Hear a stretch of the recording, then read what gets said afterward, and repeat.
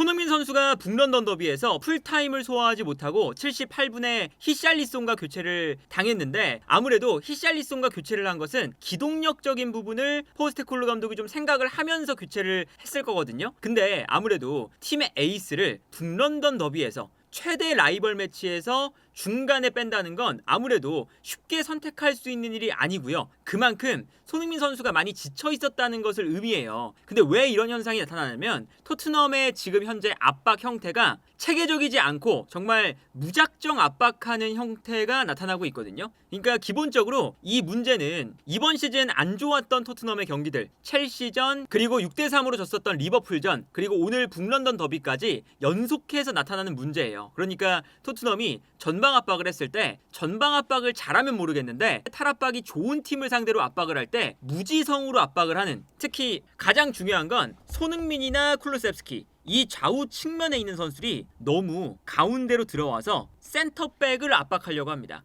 이 센터백을 압박한다는 것 자체가 상대의 중앙 수비수들을 강하게 압박을 해서 우리가 볼을 가져오고 거기서 득점을 만들어내야지, 이거잖아요. 그래서 실제로 토트넘이 이 가운데 지역에서 압박에 성공하면 분명히 결정적인 찬스를 맞이할 때가 나옵니다. 예를 들면 이런 장면이죠. 이게 리버풀전인데, 가운데로 패스를 보내줬을 때 쿨루셉스키가 측면에 있다가 가운데로 과감하게 들어오면서 이 가운데 쪽을 공간을 좁혀줘요. 그 다음에 여기서 쿨루셉스키가 달려들면서 압박에 성공을 하고요. 여기서 볼을 빼앗으면서, 그러면서 이제 리버풀의 수비 라인을 무너뜨리고 토트넘이 득점을 만들어내는 장면이었죠. 분명 포스테콜로 감독이 원하고 있는 측면 공격수들이 가운데로 들어와서 상대의 센터백을 압박한다, 이런 개념은 이해를 하는데, 문제는 뭐냐면 이렇게 되면 좌우 풀백들이 편안해진다는 거죠. 특히나 어제 같은 경우에는 이제 어떤 형태가 많이 나왔냐면, 예를 들어서 솔랑키가 마갈량이스를 압박합니다. 그러면 손흥민이 살리바를 압박해요. 그러면 요 팀버 자리가 비는 거잖아요. 이게 리버풀전에도 아마 똑같은 영상이 남아 있습니다. 리버풀전에도 손흥민 선수가 조고메스를 압박하러 들어갔을 때 오른쪽에 있는 아놀드가 비게 돼요. 그러면 아놀드에게 패스가 가면서 거기서 이제 리버풀이 너무나 편안하게 역습으로 나갔던 그런 장면이 생각나는 똑같은 장면입니다. 손흥민이 살리바에게 들어가면 팀버 자리가 열리니까 편안하게 라야 골키퍼든 뭐 수비수들이든 팀버에게 패스를 보내주면서 여기서부터 탈압박이 되는 거예요. 근데 여기서 스펜스가 손흥민이 가운데로 들어간다고 올라와 버리면 이번에는 스털링 쪽이 공간이 나는 거죠.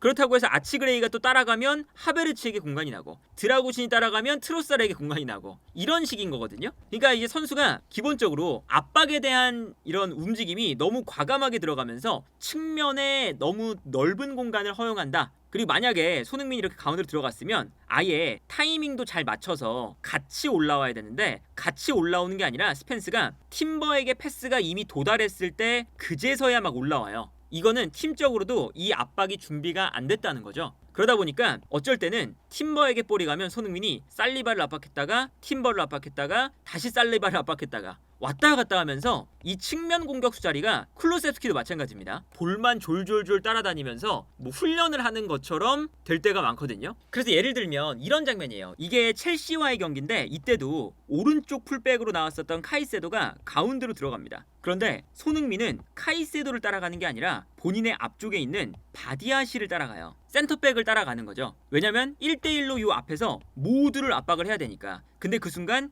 요 카이세도에 너무 넓은 공간이 발생을 합니다. 그래서 이 다음 장면을 보면 손흥민이 센터백을 압박하러 갔을 때 오른쪽 풀백은 가운데로 들어와서 충분한 공간을 만들고 있고요. 이때 패스를 앞쪽에서 받아준 다음에 바로 백패스, 요 공간에 자유롭게 서 있는 카이세도에게 패스가 넘어가요. 그리고 여기서 이제 빌드업이 시작이 되는 거죠. 이건 리버풀전인데, 리버풀전을 보면 손흥민이 또다시 가운데로 들어가면서 센터백을 압박을 하기 시작해요. 근데 센터백이 압박을 받으면 자연스럽게 손흥민이 마크하고 있었던 오른쪽 풀백 아놀드가 자유로워지는 거잖아요. 그런데 여기서 손흥민이 압박을 들어갈 때 자연스럽게 중앙 수비수가 아놀드에게 패스를 보내주면 그 다음 동작이 대처가 안 되는 거죠. 패스가 뒷공간으로 가면서 아놀드가 편안하게 볼을 잡아요. 근데 그때 뒤에 있었던 스펜스가, 아놀드가 이미 볼을 잡았는데 뒤늦게 달려 나오죠. 그러면 이미 상대 선수는 볼을 잡고 몸을 돌려서 앞을 바라보면서 찔러줄 수 있는 상태예요.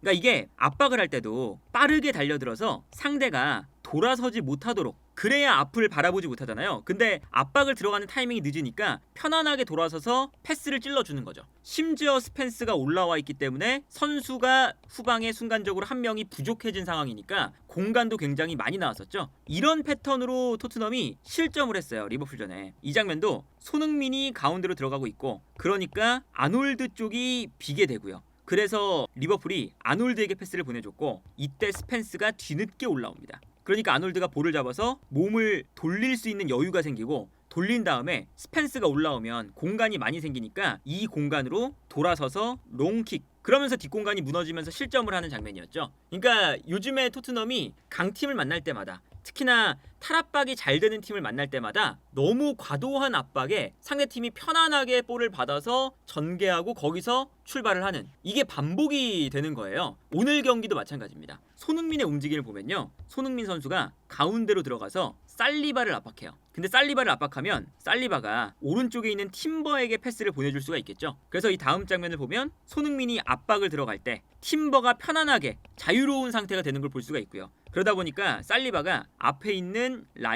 라이스가 원터치로 팀버, 그러면서 팀버가 편안하게 볼을 받을 수 있는 공간에 서 있고요. 그 다음엔 팀버가 볼을 끌고 올라갈 수가 있는 거죠. 이 장면 보시면 손흥민이 살리바가 볼을 받을 때 달려나갑니다. 그러면 당연히 오른쪽이 비어요. 그래서 살리바가 팀버에게 패스를 보내줘요. 그러면 팀버가 자연스럽게 앞쪽에서 볼을 받게 되는데, 이때 손흥민이 살리바에게 달려갔다가 방향을 바꿔서 팀버에게 또 달려갑니다. 그러면 팀버가 볼을 받아서 공격을 전개할 수가 있게 되는 거잖아요. 근데 손흥민이 살리바에게 갔다가 팀버에게 달려가서 결국에는 이 팀버의 스피드를 따라잡아요. 그래서 팀버가 앞으로 나갈 수 없게 가로막습니다. 그래서 팀버가 다시 이번에는 손흥민이 본인에게 다시 달려오니까 이번엔 그럼 살리바에게 다시 백패스, 그리고 손흥민이 내려왔다가 다시 올라갑니다. 지금 손흥민만 요 사이에서 왔다 갔다 하는 거죠. 그래서 이 다음 장면을 보면 다시 손흥민이 살리바를 압박하기 위해 달려가요. 그러면 또다시 팀버에게 공간이 나니까 편안하게 살리바가 팀버에게 패스, 그리고 이 공간에서 아스날이 공격을 전개할 수 있는 탈압박이 성공하는 걸 볼 수가 있는 거죠.